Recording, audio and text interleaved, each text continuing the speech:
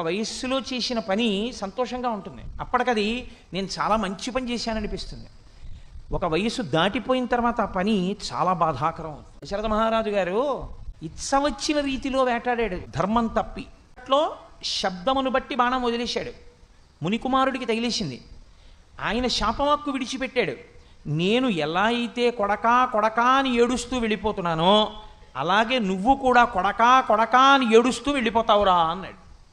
దశరథుడు సంతోషించాడు.